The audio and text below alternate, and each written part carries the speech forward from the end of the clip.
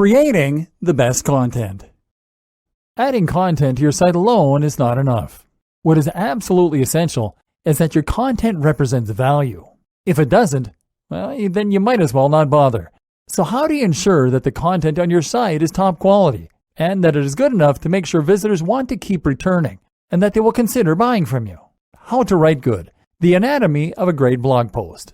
Your aim is to provide value. But what's also important is that you do this in the shortest time possible. This way, your blog post is of even higher value. Why? Because for a free piece of writing, the only cost to the visitor is time.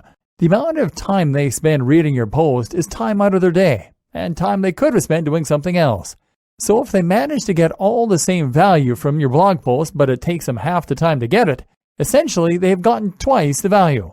This is just as though they had purchased a product for half price that provided all the same value as the full price option.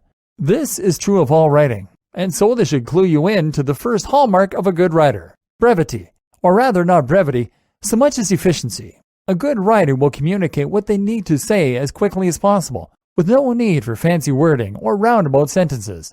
If you want to make a sentence better, often the best way to do this is to read through it and to remove the superfluous words.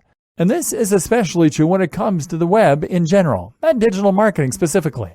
In other words, you need to be able to convey your meaning in as few words as possible, because people are in a constant rush online, and have been taught to have short attention spans. Online, we're used to getting the information we want immediately, and not having to wait around. Things are constantly flashing at us, and we rarely spend more than a few moments on a website. Efficiency, then, is key. Does that mean that you should be typing in text speak, or just keeping everything as brief as possible? Does that mean that there is no benefit to a good vocabulary? Far from it, because a good vocabulary actually allows you to say more with less.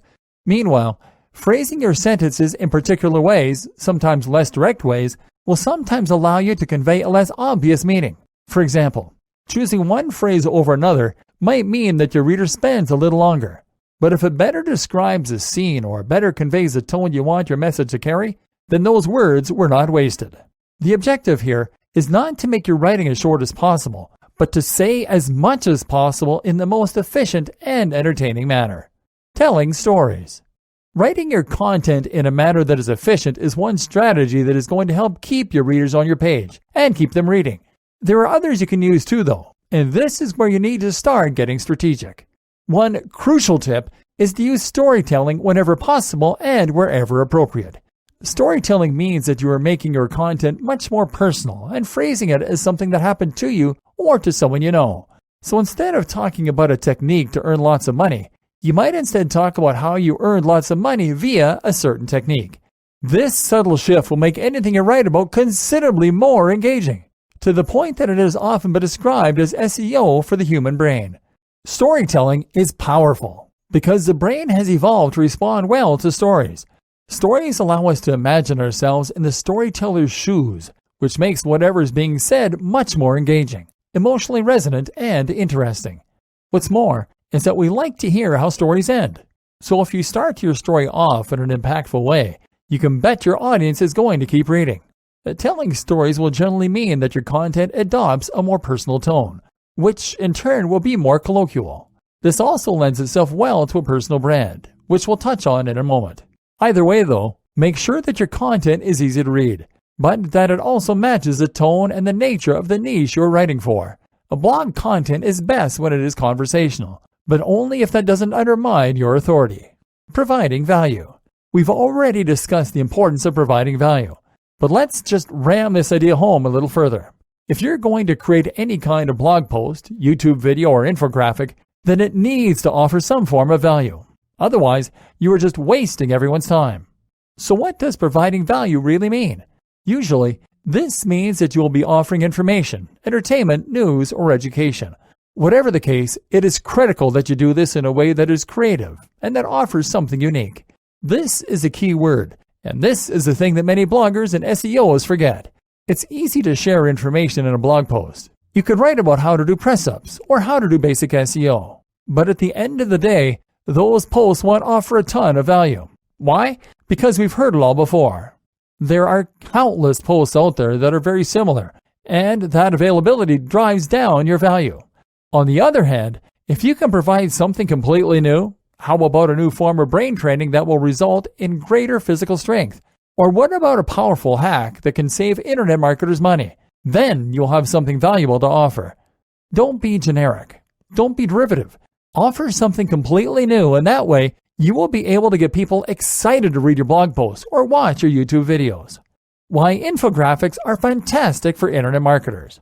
If you're looking for a fresh type of content to use on your website or to use for guest posts, then using infographics is a great choice. In this post, we're looking at the advantages of infographics as well as how you can get the most from them. What is an infographic? An infographic is an image that conveys data and information in a graphical way that you can understand at a glance. One thing to keep in mind when creating content for the web is that a lot of people are in a rush when they're online and don't have time to sift through dense paragraphs of information. An infographic is the perfect antidote to this reality then, as it lets people very quickly get the gist of what you're trying to convey at a glance. Infographics are more attractive than simple charts or graphs though, and will normally be a combination of various data visualizations alongside large typographic quotes, statistics, and other data. When combined in this way, these can be very appealing and really draw the viewer in while presenting the data concisely and effectively. These also make ideal guest posts because they're unique and not easy to create.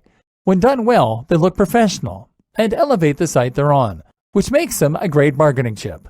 How to create an infographic. The good news is that there are plenty of tools online that make it very simple and easy to create an infographic, and a lot of them are free. Alternatively, you can simply use some image editing software like Illustrator or even MS Paint if you tidy it up with some effects in Photoshop afterwards.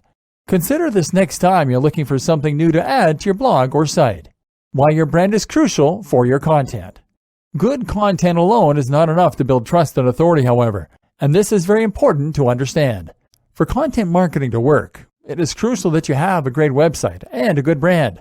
This brand should be represented by a strong logo, and it should be driven by a strong mission statement. Your brand should perfectly identify the type of person who should be reading your site, the type of person who will appreciate your content, and it should qualify itself by implicitly stating who shouldn't visit your site. In other words, don't try to appeal to everyone, but instead make a focused effort to build something that will appeal to a certain type of reader. This allows you to offer better value, and it means that for the right person, your site is going to be a highly exciting proposition. You want to create a blog that has its own ethos and principles, as this is what will help to create consistency between your posts so that people know what your site represents, and so that they feel they can get behind your message. Say you have a health blog. You can be all about the alternative natural medicine, or you can be all about the scientifically proven medicine. It's up to you which way you go with, but make sure the audience know what you're about, and make sure you're consistent. This is what a brand is all about, and it is what will allow you to build the trust of a certain type of reader. You can't please everyone, so don't try. Consider creating a personal brand if you're willing to put yourself out there. If you put your name and photo on your site, then people will feel a little closer to you, and they'll feel like they know you. That in turn creates a lot more trust. It means they'll feel they're buying from an actual individual rather than a nameless company. The only downside, you now have to live the lifestyle you're promoting. Marketing your content, your articles as products. Build it and they will come is not a phrase that applies here. If you've spent ages working on your content and creating something you're really proud of, then you need to get it out there and market it in order to ensure that it gets seen. Remember, your visitors need to encounter your post several times before they're likely to consider themselves fans. It's your job to ensure that that happens. In this video, you'll discover how to market a blog post just like a product. Using SEO is a fantastic way to bring people to your site, and by writing great content, building lots of links, and designing your site in a spider-friendly way, you can get a lot more traffic from visitors who are looking for the information or the service you provide. On its own though, SEO can only do so much, and is only one form of promotion.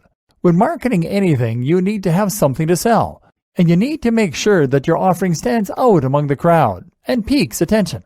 This is the way you need to be thinking when you're trying to promote your site, and it's what can really make the difference between a site people can find and one that people can get excited about. In short, you need to start viewing your articles as products, and that means that you should be doing everything you can to sell each one in the same way business trying to sell any item or service. This simple cognitive shift will make a huge difference to the way you approach your content and ultimately to the success of your brand as a whole. Your blog is something you created. It has value, and now it's time that you share that with your audience. Here, we will look at how you can go about selling your site products and how this can help you set your site apart. The title. When you try and sell an ebook through a website or a course, usually you will be using a landing page that will utilize a sales script to try and make people buy what you have to offer. This might read something like, "Finally, a simple guide to making money online. Here's my story of how I made thousands overnight." This is a great way to sell a product because it grabs attention. It promises results, and it has a personal interest element to it. And that's how you should be writing each of your article titles, by creating it the same way you'd create a sales pitch, and using all the same tropes. Don't be afraid of long, bombastic titles. They sell. For a little inspiration, we can look to the world of clickbait. These are articles that have titles that encourage curiosity, and that sound amazing and thereby bait people to click them. Unfortunately, most clickbait articles don't offer the value to match the promise. This is where you're going to be different. Your post really will be good, but you're going to be a little more aggressive in demonstrating this in your titles. Focus on the emotional aspect, the unique aspect, the shocking aspect, and make it apparent from your title that this is something very unique. The presentation.